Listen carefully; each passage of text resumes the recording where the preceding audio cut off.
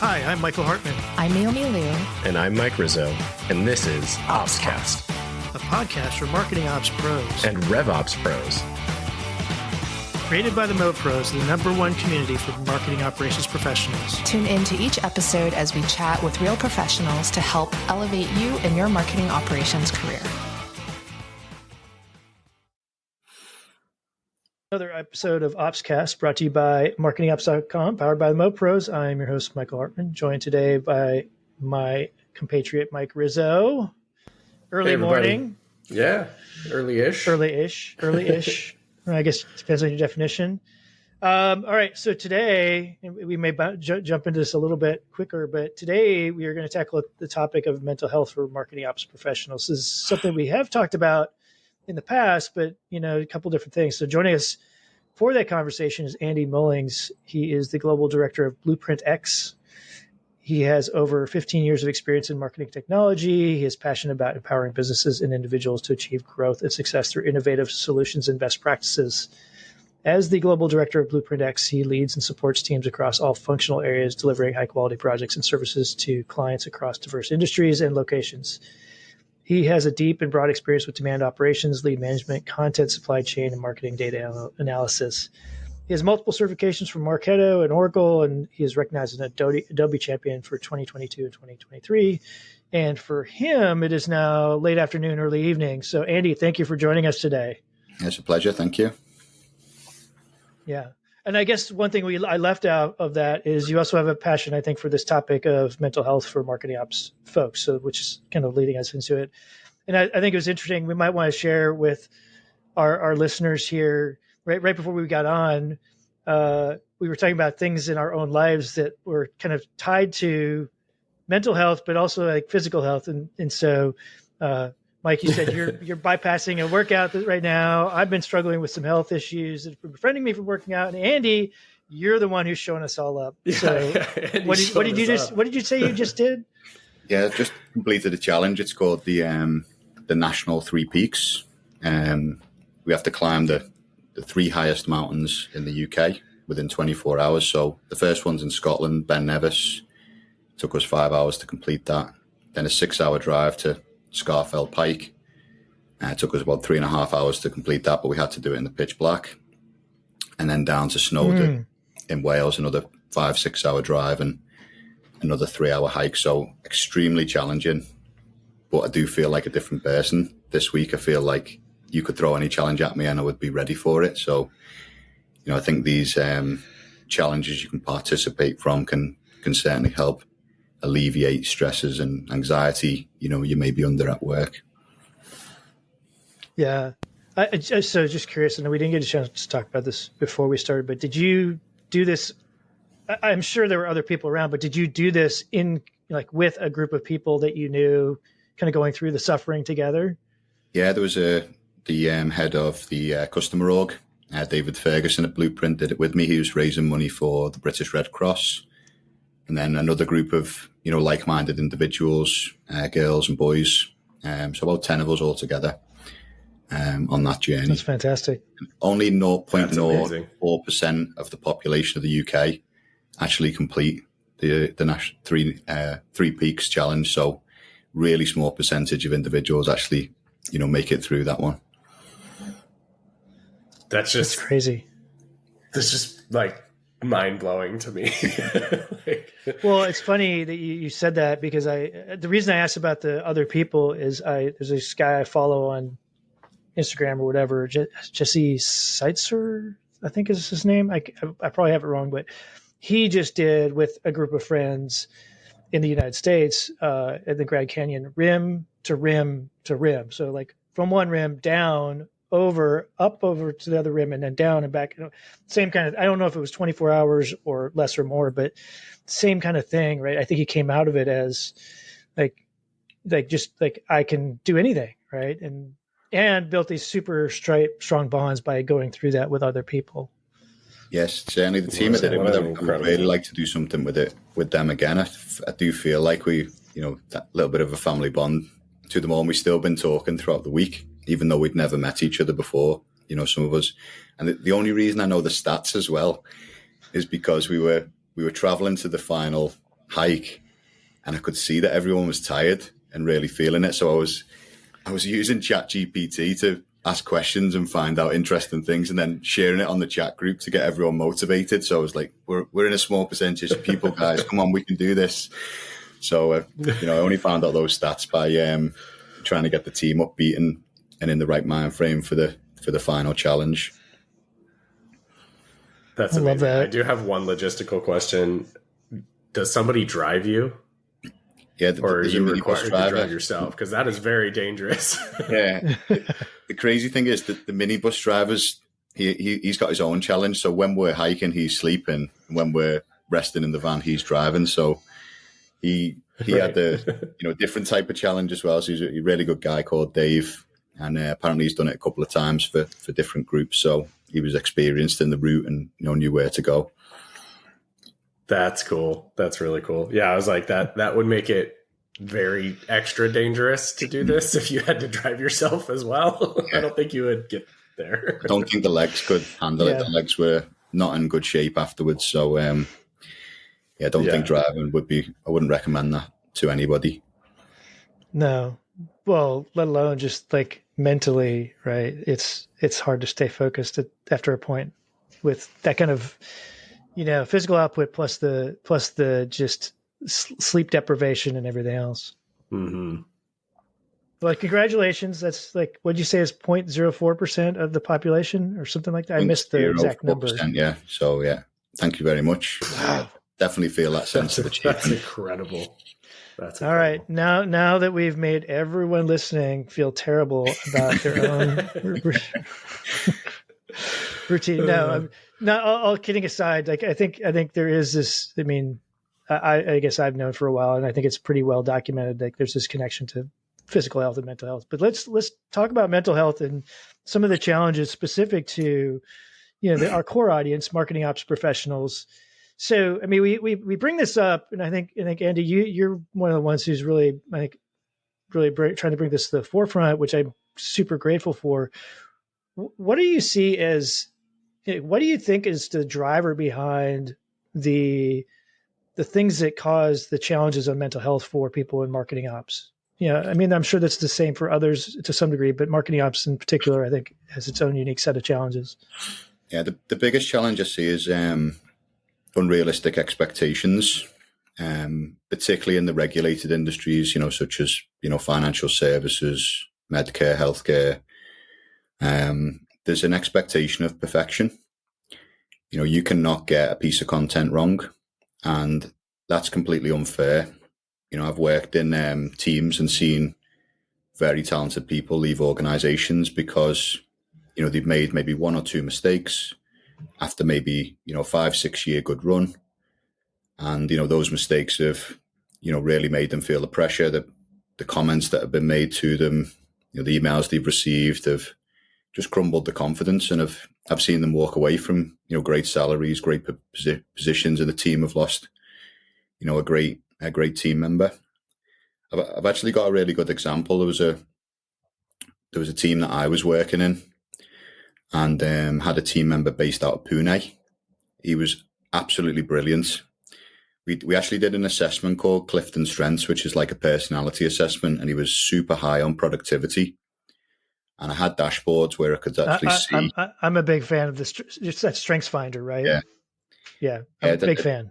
It really helped me mold the team and put people in the right place. So he was really high on productivity. So I put him in charge of the delivery of emails within the marketing operations team. And luckily I had a dashboard, so I knew how many he'd completed. And he made one mistake. He called me straight away. Andy, I messed this email up. I'm sorry. I said, don't worry, I'll sort it for you, no problem. But then a barrage of emails came in. This is unacceptable, et cetera, et cetera. And his confidence really crumbled. He fell apart. And it took me a while to build him back up. But I managed to get in front of the stakeholders. And luckily, because I had dashboards, I told them the bigger picture story. This was a guy that had done roughly 400 emails that year and only made one mistake. And I did say to the team, we take it back to sports again. I think we'd all agree probably Michael Jordan's one of the, the best sportsmen ever. And I don't think he could take 400 shots and get them in every time, so I felt like, the guy I'm talking about should have been getting pay rise and praise, not, the type of emails he received. But this is something that we see often in marketing operations teams. And, one mistake can really affect, someone's career and direction. And it really shouldn't do with the volume of work, that they're undertaking and, participating in.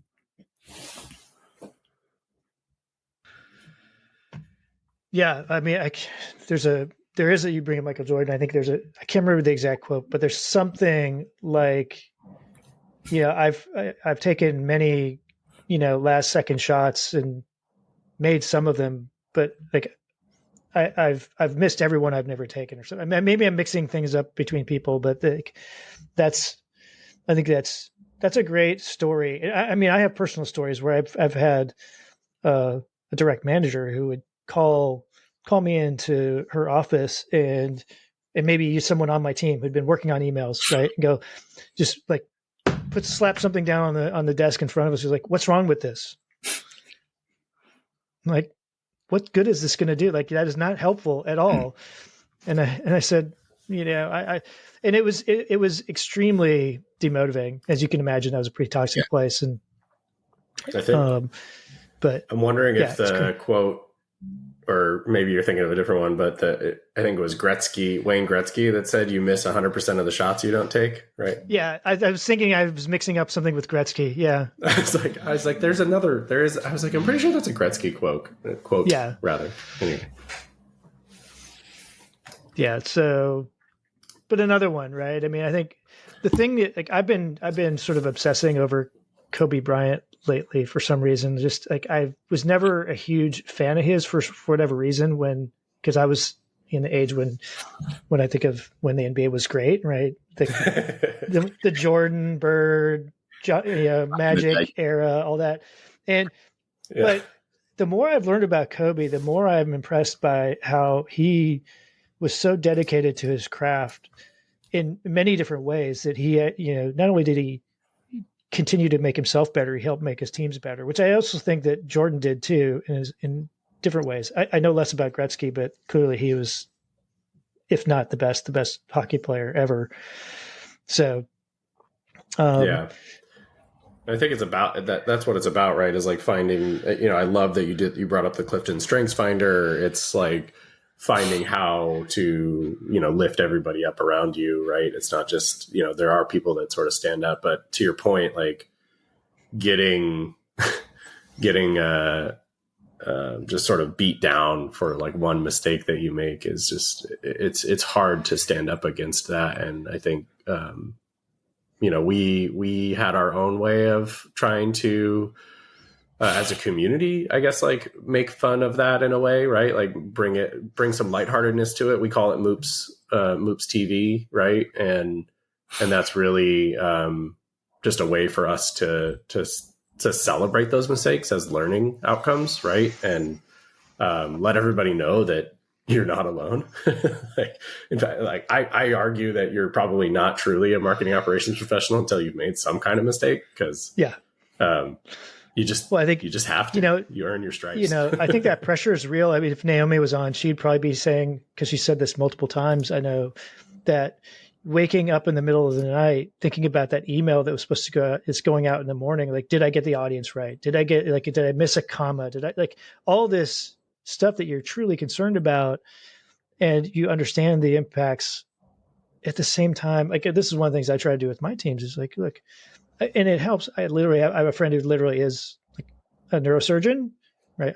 A brain doctor. Like, and I still I am blown away about how he maintains some level of just normalcy in his life, because I can't imagine the implications of his decisions and his actions are truly life affecting, if not, potentially fatal. So, I mean, that's what drives me crazy when people give reactions like you did, Andy. Like, this is unacceptable. Like, nobody wants to make these mistakes. And I think as well, what you just touched on then, the girl that was overthinking the audience and did it go out at the right time? That overthinking can ultimately lead to, stress and anxiety. It can be something that you're spending time with your family. I've been there myself. My wife's talking to me, but my head's in a different place. I'm thinking about work, and I shouldn't be thinking about work. That is the start of the problem. But what I also like to remind people is the reason that you think like that is because you care. And remember, it's a good trait. It's because you want it to go well, because you're trying to do the best for yourself, the organization, your family. I think if you can try and twist it in that direction, it can become, a positive, understanding why you overthink these things and make sure that they're going right. It is because ultimately you care. And, if I was going to have a team of people around me, I would want them to care. So for me, that's a trait that I'm looking for.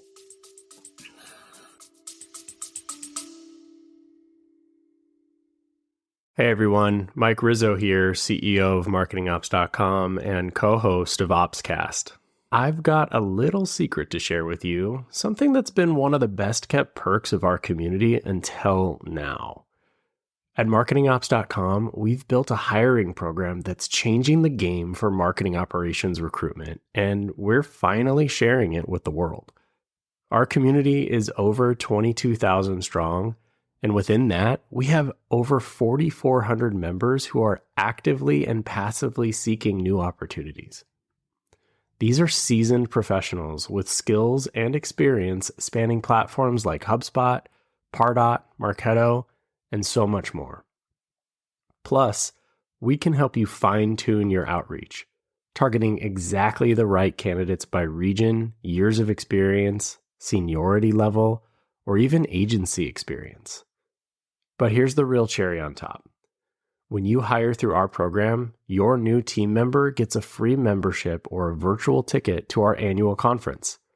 From day one, they're not just stepping into a new role, they're getting access to the training, networking, and support they need to hit the ground running.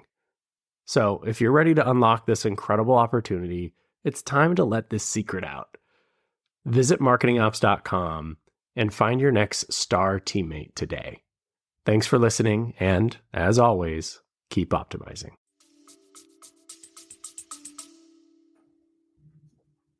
No, I agree. That's a really good point, because I've also on the one hand, I tell the story about my friend who's a neurosurgeon. On the other, I go, I still want you to care, right? I don't want you to just not give a shit about the work and the quality, and I do want you to care.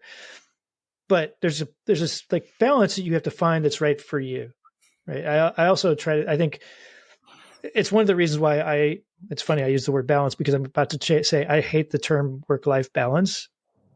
So one of the things I truly believe is that there are just times when certain parts of your life are going to be more dominant than others, right? You're going through a personal struggle, you're going through, a family issue, you got it's intense time at work, right? And those things come and go, and it's a little more of I believe in there's this idea that there's a flow.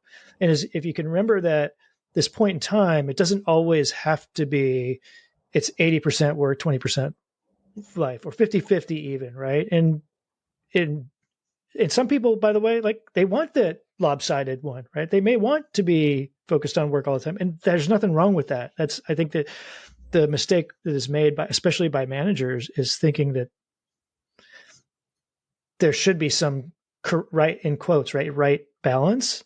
And I just don't think that's realistic. The other corollary to that is, I also think it's really, really hard, Andy, you kind of highlighted, separating personal and professional life as a human being is extremely hard. And, it took me a while as a people manager to kind of get that into my head, that, I was, as a people manager at work, right? I wasn't just managing the person at work. I was managing the whole person and trying to help them be the best they could at work, but also not undermining their personal life if I could, right? I mean, that's never been my goal. And so I don't, not trying to pat myself on the back.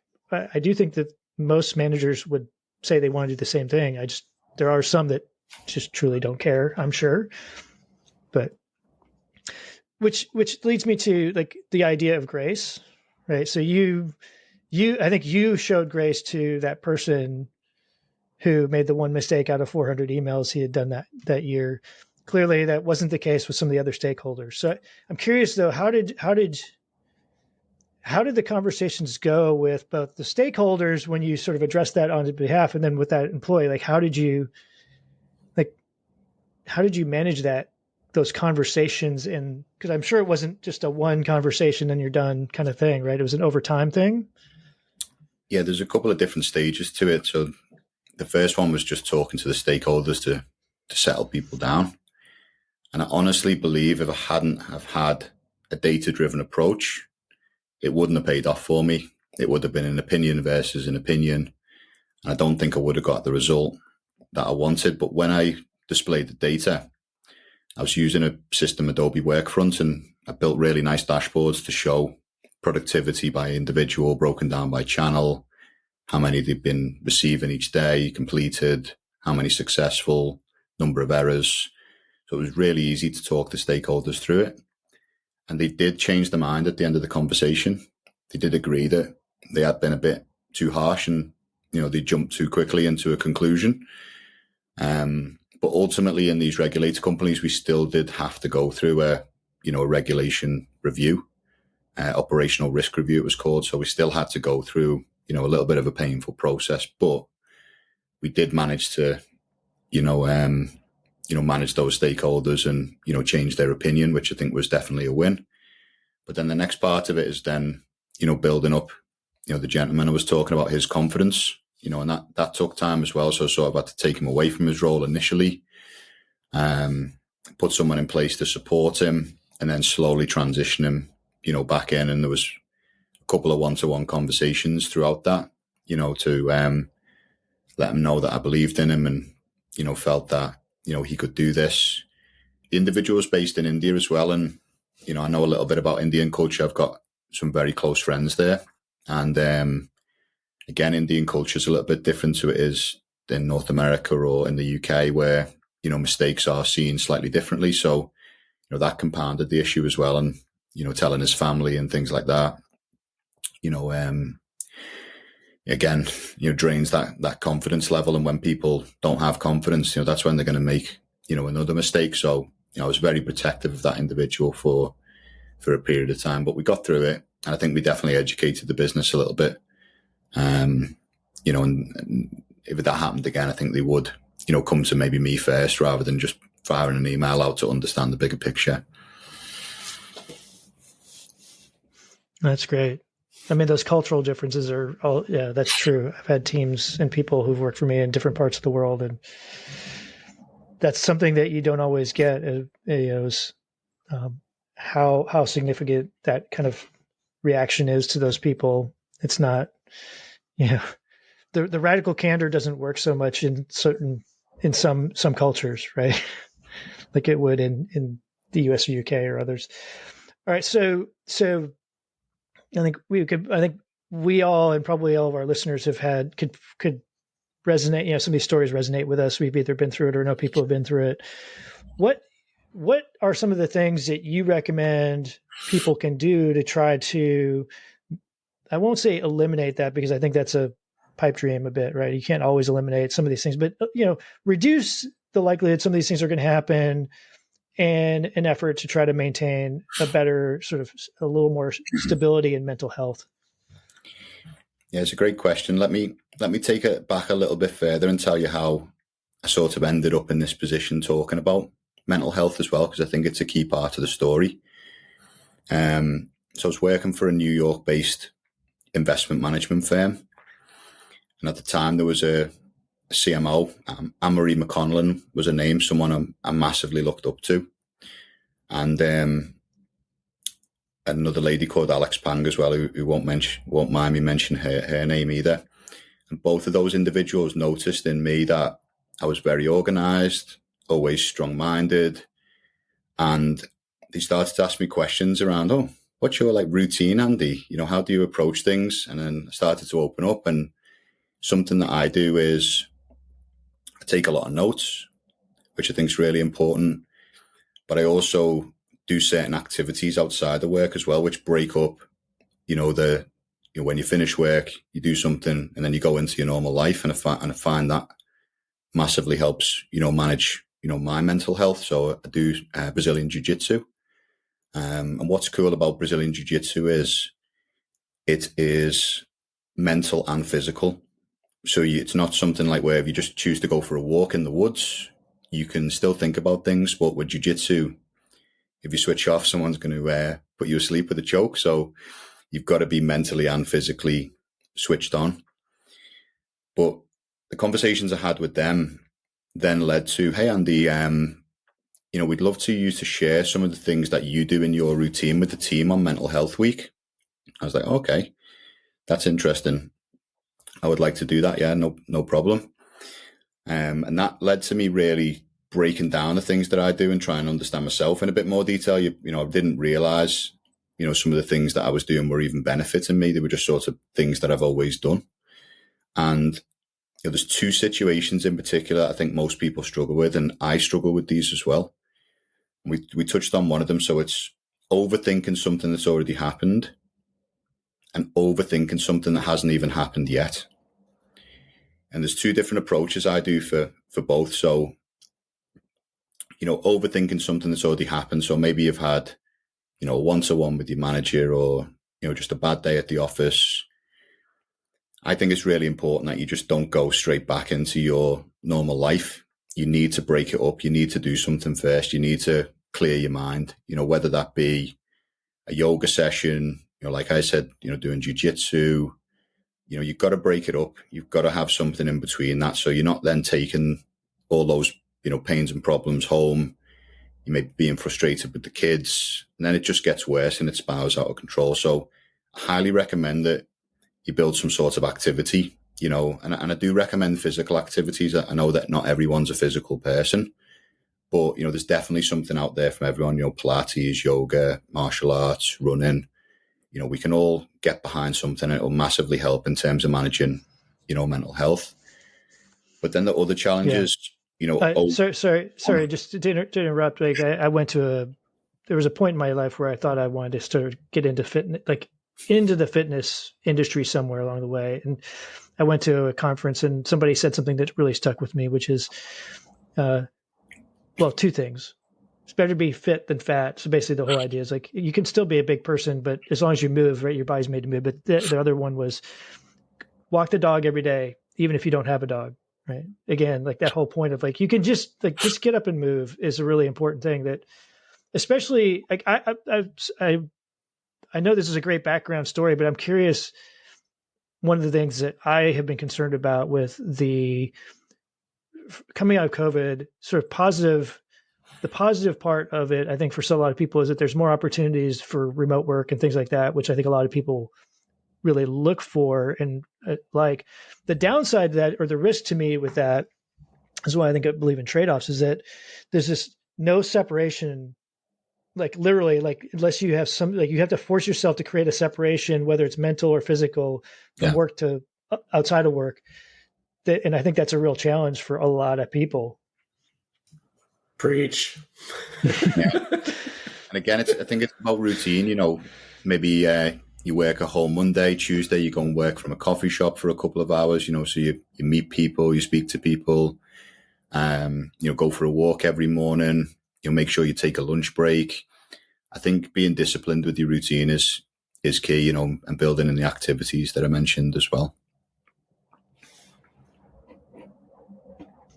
And then, agreed. Sorry, and I know I interrupted you. So. Yeah, the other scenario is then, so we talked about overthinking something that's already happened. The other one that I struggle with is overthinking something that hasn't even happened yet. So I've got like a workshop coming up. I want it to go right. Again, it's that, because I care, but it's running through my head, million miles an hour, and I'm not focused on life or family. I'm sitting at home and I'm still thinking about it. And I think to deal with that situation is slightly different. And what I like to do there is take notes. How am I going to approach that meeting? What are the questions that I'm going to cover? What's the outcome that I want? And I find that when I close that notebook, I can forget about it because I know I can open it again in the morning and everything's prepared and ready. But if I don't do that preparation, sometimes I'll even like wake up in the middle of the night and write a question down that I've just thought of that's like running through my head. So I find it really important. If you've got something important coming up, plan for it, write it down, go into some detail, and then you can close that notepad and you can forget about it for 24 hours and enjoy life. So they're my sort of two tips, activities and, taking detailed notes, and they work relatively well for me. So just curious, I'm going to put maybe both of you on the spot here a little bit, and I'll share first. But like the idea of writing made me think like often I hear that journaling is supposed to be a really helpful practice for people to manage things like that, those mental sort of pathways that we tend to go to as humans, typically to follow the negative path. But I have tried multiple times to do it, and it is not. I don't know. It's just not been able to do it. Do either of you do journaling, and do you find it valuable? I'm curious. I do not. Okay. I've tried. Yeah. I will share that I've tried that. I did journal when I explored different ways to explore my own sort of emotions and thoughts and feelings earlier in my life. We're not trying to make it a big sob story here or anything like that, and I don't want to overshare, but I lost mother figures early in life. And last year I lost my mother, as many of my community members know now. And so I've sort of ebbed and flowed through different growth phases emotionally. Sure. as I've grown up, and I found journaling didn't get me there. Yeah, I can't think the same for me. I don't know. So I just couldn't, but I also have been an athlete most of my life. So that camaraderie, that aspect of like, and I was self-motivated enough where I didn't have to go to a gym necessarily with a group of people. I will admit now, I've, when I crossed 30 and having 2 kids and everything else like that, I'm going to go with someone is actually much more exciting to me than it used to be. I didn't need that before. And I don't have anyone to go with right now, but, but it's, anyway, so that was a long answer to say I don't journal, but I do have other outlets now for myself. Yeah. Andy, what about you? Putting you on the spot. Sorry. No, I'm fine to answer. Journaling, no. But I do have 3 notebooks for different things. So one is for my jiu-jitsu. I take my notes and what do I want to improve on. The other one's for work. So like I said, planning out those meetings, the tasks I've got to complete. And then I do have what I call a gratitude book. I don't fill it out every day, but just write down like 3 things that you're grateful for. It could be having, beautiful wife, amazing family, blessed to have a roof over my head. The next week it could be something different. It could be, I'm blessed to have amazing work colleagues around me that, support me. So I find just something simple like that can put things in perspective for you every morning. Make you realize that it is just work and there's a lot more important things in life. And it's quite simple and easy to do as well. That's interesting. So I know we talked about this in a recent episode. There's one of my favorite TED Talks is a guy named Sean Acor, and it's like about happiness. And one of the things they found, I think there were like 3 habits that are best at sort of developing a happiness in people. One of them is journaling, and it's specifically writing down 3 specific things you're grateful for from the last day. So that one I know is part of research-backed kinds of stuff as well. So that's good to hear. So, okay, sorry, I took us off track. I mean, but you were talking about the writing, and I'm just always curious because the idea of journaling just is like you, Mike. It just never seemed to work for me. It always felt a little bit disingenuous, maybe. I don't know. Yeah, I don't know. I experienced emotions like that too, where I was like sort of forcing myself to try to come up with something to say. I think I don't want to call it easy to be like grateful for three things, but because it takes work, which is why that research is probably supporting that type of behavior. But yeah, I often found myself just like, maybe it's, I don't know. It was just harder for me to like tap in that way. And I was like, it's like I was forcing a behavior that wasn't coming natural to me. And I think that's true for other folks too. Yeah.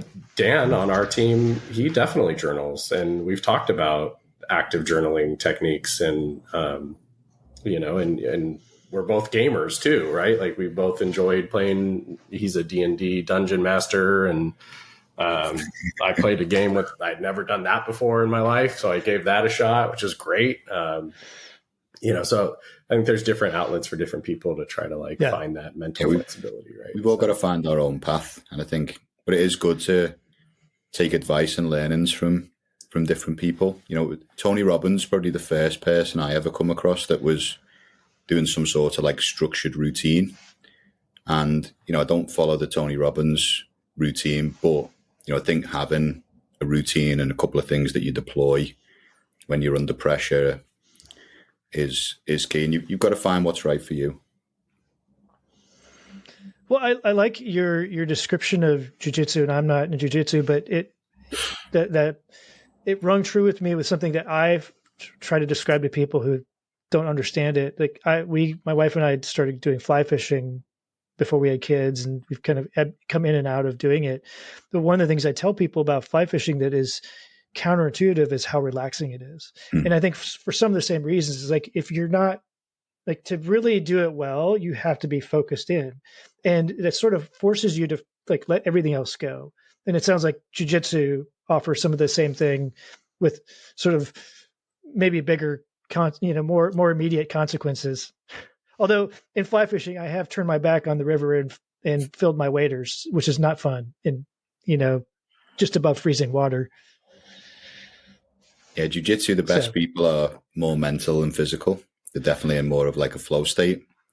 But if anyone is going to take up jiu-jitsu after you listen to us talk, and then I would advise that the first 6 months are going to be tough, and you might not get to that flow state immediately. So you have to push through a few hard weeks before you start to settle in and can relax. And it takes a little bit of time.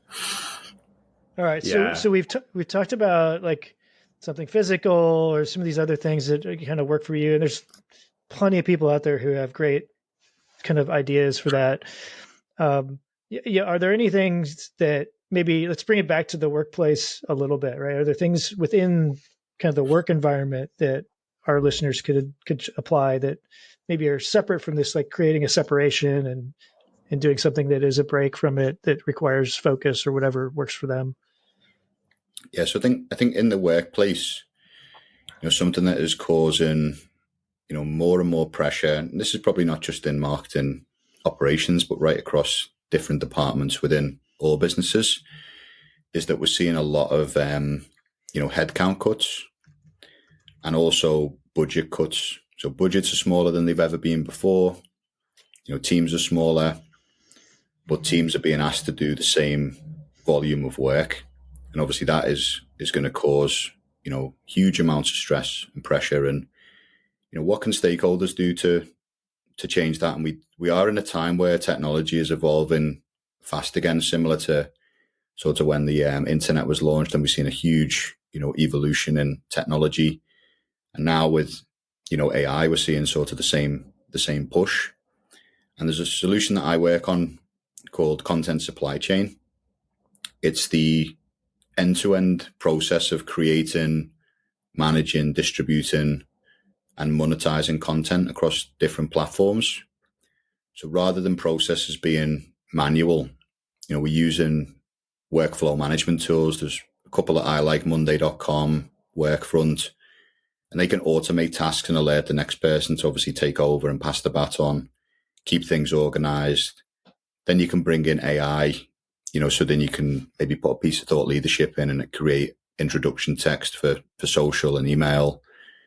So I think automation and workflow management can massively help teams under pressure, and stakeholders should be looking at these solutions. I think one thing I'm a little bit disappointed about in the market, though, is that the driver for change is always revenue and risk rather than culture. And I don't think people realize that the culture will impact revenue and risk relatively quickly if you don't address it. Either you'll lose a key person that is super skilled and knows the business well, or people will start to make mistakes because they're not enjoying what they're doing.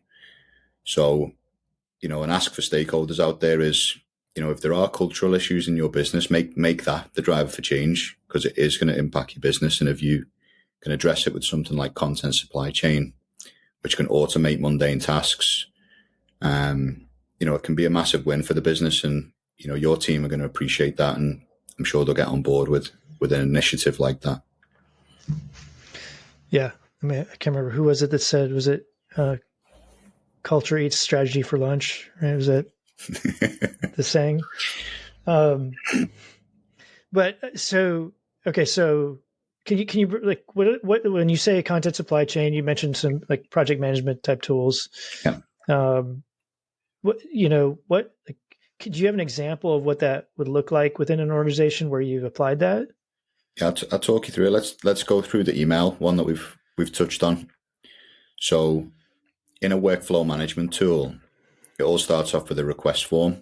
So somebody in product marketing, channel marketing, sales can say, hey, I want an email, to talk about this new product. So you fill out the request, it goes into the system. The team obviously have a queue. They look at this request, say, yeah, that's something we can do. And then what happens is you automate the creation of a project to obviously complete that, email. And obviously within that project, it's got all the different tasks that you need to build an email, your banner image, your from address, your disclaimer, your body text, your CTA link, your tracking. And the tasks are predefined. So you're not building the project on the fly. You've already designed that project for the creation of that asset. So straight away, the project tasks are there. It initiates and messages the people who need to work on those tasks. The information is then submitted into the tasks. So all the information is collected as metadata. And then you can actually use API integrations to actually push the metadata into like an email tool and create the email from scratch. So the teams are not copy and pasting text, or messing around with email editors that have never been easy to use. You always make a mistake and wonder why there's a space where it shouldn't be. And instead, or the worst is you copy from Microsoft Word into your email editor, and you forget that there's all kinds of hidden like formatting characters and stuff. Word. Yeah. Thank you very much, Microsoft. That's one of the, even in Google, really, right? But that was like one of the most frustrating things that I learned as a junior marketing ops person was like, the simple solution, what my manager was like, put it into a text editor, right? Like Sublime Text or just a standard remote text editor first, paste it there, and then copy paste it out of that into the thing. That was my trick as well. Or I was like, or Command Shift V if you're on a Mac, and that removes formatting when you paste. Just for anybody else that's still doing this method. Yes, but it's so frustrating. Anyway, it's a good idea. Push data via tools. The cool thing about content supply chain. So I give you some numbers as well. So there's a business I'm working with who are producing 1,600 assets across email, social, and the website. So 1,600 assets being produced each year. We introduced content supply chain and we managed to free up 12,000 hours. So basically 2 full-time people freed up. But instead of just freeing up 2 people, what we did was we freed up a little bit of time for everybody on the team. What we wanted was BAU requests to be roughly 50% to 60% of people's time. Because what I've seen in organizations is if you're responsible for the creation of assets, it can sometimes feel like a modern day factory. And after a period of time, people just leave, it's not enjoyable. You're not learning and growing. So what I aim to do with content supply chain is reduce everybody's time down a little bit. And then that free time, push in innovative and growth projects to those individuals. So like you might have an individual, you say, hey, you got a bit of free time. What I'd like you to do is just analyze some data. You give me your opinion on where we can improve as a business, or, hey, going to do this really cool integration with LinkedIn. Here's a guide. I'd like you to do it. And you're going to learn some new skills along the way. And then the team then really feel that they're getting that career growth, and I even had another funny story. There was a guy working for me, and we got the content supply chain right. The team was ticking, and he came to me and said he just had a job offer. The salary was 20% higher. And I said, go. You should go. It's an amazing opportunity. And he took a week to think about it. And he came back and he said, I'm not going. I said, why? You're stupid. And he said, because I love working here. And he said, the first time who's someone who's really focused on helping me grow and give me tasks that, challenge me. And he said, I really enjoy that part of it. I feel if I stay here for another few years, I can go on to something, bigger and better. So, if you can get that balance right in the teams by freeing up time using automation, you can really change the culture of a team where people are enjoying coming to work every day and they feel like they're learning and growing. And I think that's really important in today's world. Yeah, it's so comment and a follow-up question. So my comment is that it's I think that's a really good point about like freeing up time. I think a lot of people, if they were saying, we have to build a business case to implement this technology to do automation, and there's got to be some sort of quote cost savings, right? Which the implication there is essentially you cut people, right? And that's not really what you're taking is what I've used before, which is by doing this, you're investing and you're going to change the nature of what these people are doing from the mundane stuff to the things that are interesting to them. And I've done it in the context of customer support, and I've done it in other places.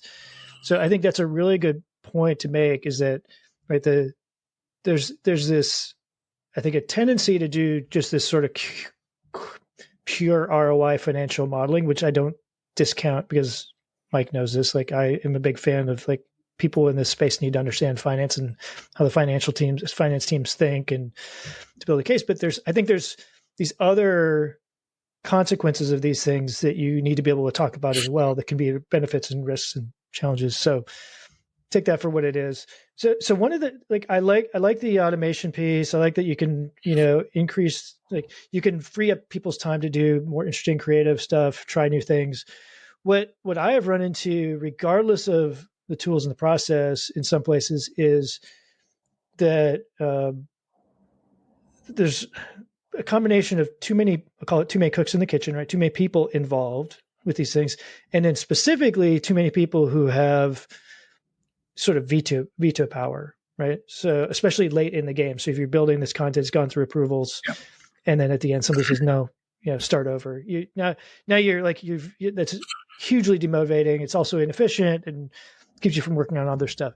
So how do you, so to me, like the technology piece of it, but there's got to be this, I hate to call it just process, but like being really clear about roles and responsibilities and setting expectations about the level of inspection on some of these things. So email versus web content to me is a good example, right? Email, because once it's gone, it's gone. You can't get it back. You probably should actually apply more discipline to reviewing it in detail than you should with a piece of web content that you could change almost instantaneously if there's a mistake. So anyways, so how have you dealt with that kind of challenge? Yeah, and maybe you haven't. No, we have. And this is a challenge that actually content supply chain solves. So I've had organizations say to me that, we have lost productivity because there's too many cooks in the kitchen, there's too many opinions, and then things are going out delayed. So one of the things that you have to do with the content supply chain is you have to map out all your processes first. Somebody taught me a valuable lesson. They said, if a process does not work outside the technology, it doesn't work inside the technology doesn't fix broken processes. It simply helps to automate them and make them more efficient and effective. So let's take, for example, the scenario that you gave in relation to like proofing and final approval. So the cool thing about mapping out the process is we decide first who is responsible for that, and we define those roles and responsibilities. There's normally two approval flows that I recommend.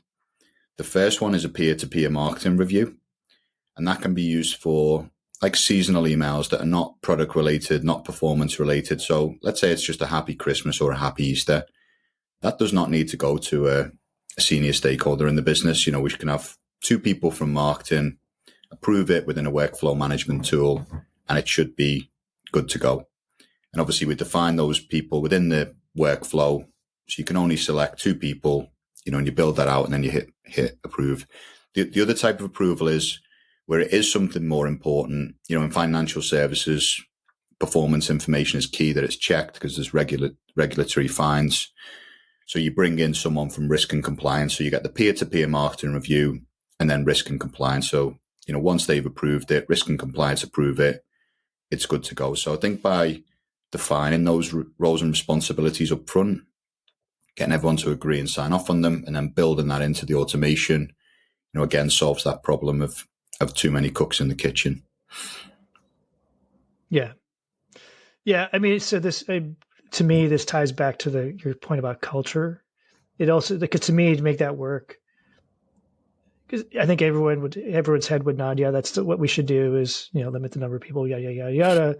But it requires trust that people are going to do what they say they're going to do, that they're going to make smart decisions, and without that, which is a culture thing, it's not so much a skill, right? That it's hard to accomplish that. So that's, to me, like underpins a lot of this. I think trust is key, but also, visibility. So give you a couple of examples of what I've seen happen in this process. So because these systems can produce rich analytics, I know how long somebody has spent on a compliance review. And I can therefore, start to look at that data and decide whether they are putting the appropriate amount of time in to check those assets. So I did have an example where I spotted a few assets that have been just checked in like milliseconds, basically just approved straight away. And, I called those individuals and I said, listen, is there a problem here? Was there an issue with the system? I was just looking at the data, noticed these approvals happen really quickly. And I think once people start to realize that, that type of data is available, it holds them accountable, and of course, I don't want to micromanage anyone or, put them under pressure, but a job has to be done correctly. And sometimes we were talking about data-driven approaches before. And again, this is a great data-driven approach where you can sit down with those individuals and say, listen, I would like you to spend a bit more time on that. I think something, closer to a couple of minutes, checking everything over, would be appropriate. And, we'll keep an eye on that. We'll check in again on the month and, I'd like you to improve in that area. And I think, again, using that type of approach, you can get the right output from teams without, affecting the culture. That's great. Well, so Andy, I think we're going to have to cut it. It's getting late for you, and I know Mike and I both have other things we have up on our docket. But this has been great. I think this has been both hopefully helpful for our audience from a general standpoint, as well as like some specific things they can take back to their workplace. So, Andy, thank you for sharing. If folks want to kind of keep up with you and what you're doing, what's going on with Bluprintx, what's the best way for them to do that? Yeah, probably LinkedIn. If you follow me on LinkedIn, send me a little message and I'll definitely follow you back. I'd love to leave everybody with a little quote as well. It was a gentleman that I met when I was doing the 3 Peaks challenge. And I think this quote is really relevant for people who are, feeling the pressure at work. And the quote is, the magic is in the things that you're not doing. And like we said, building in activities into your routine, a bit more discipline. And I think that's where you're going to find the magic. So I would encourage everyone to really think about the things that you could do that you're not doing right now. And, if you can make a few small changes, I'm sure it can make a big impact. Yeah, there's, I think it's Thomas Sowell, who's an economist, who said there's no solutions, there are trade-offs, right? And I think like the trade-off you're talking about, there's a trade-off there about it's like opportunity cost, right? Yeah. Choosing to invest time or energy in one thing means that there's probably not time for something else to a point. Yep. Totally agree. Yeah. Andy, this is great. Thank you. Stuff. I really appreciate you coming on, and hopefully we can get you all over the pond to Mopsapalooza. I think we talked about it, but even without that, I know there's a lot of people that are really excited about this chapter stuff, and And I'll be reaching back out to you, I think, soon here, because we've got a bunch of folks in your neck of the woods that would love to get together under the community sort of, framework. So very much. Anyway, Pleasure. we appreciate you. Really appreciate the time and effort you guys have made as well. And I really love the community that you build. And I think it's something that's going to be really important in the future for everybody. Absolutely. Awesome. Could not agree more. And thanks to all of our listeners for continuing to support us. As always, if you have feedback or suggestions for guests or want to be a guest, reach out to us. Let us know. We are open to all feedback. Until next time, everyone, bye-bye.